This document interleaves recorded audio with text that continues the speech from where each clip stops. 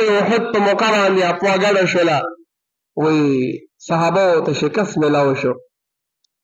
د مدینې منورې نه زنانې راوتې، ولې د چا پکې وروڼه وو، د چا پکې پلاران وو، د چا پکې خاوندان وو، د چا پکې اولاد وو.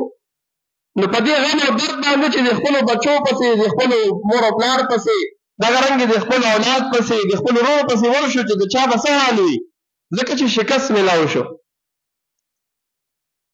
نو راوي وایي زنانه راوندې وي، یو زنانه ده پکې رافع بنت کلثوم، نو دا رامنډه وایي پلاره چې اواز ورکړه پلانکې، وایي زوی یې دې مړ شو و شهید شو.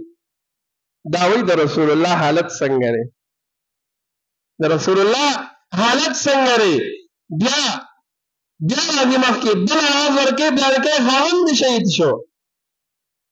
اوس دا غم دا که د نن زمانې ښځې وي، نو هغوی چې به څه کړو، په دغه اواز هم غم نه کوي، او دغه یو اواز کې د رسول الله حالت څنګه دی.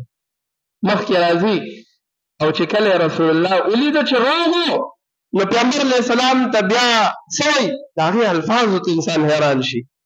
دا نه چې ستا د لاسه زما خاوند هم لاړو، زوی مې هم لاړو او دا وشو دا وشو، نه، بلکې رسول الله ته وایي یا رسول الله چې ته مې ولیدلې ټول غمونه مې روک شو. اوس اصل محبت هم دغه دی، الله تعالی داسې محبت غواړي. پیغمبر علیه السلام ته زنانه وایي چې ته مې ولیدلې ټول غمونه مې روک شو، ختم شو.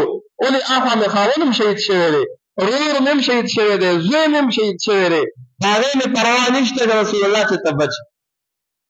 نو صحابو داسې محبت د رسول الله سره و چې په خپل اولاد یې پروا نه وه، بیا په خپل مور او پلار یې پروا نه وه، په خپلو ورور یې پروا نه وه، په ښځو یې پروا نه وه، د دنیا په شیزو یې پروا نه وه، بس د رسول الله سره داسې محبت و.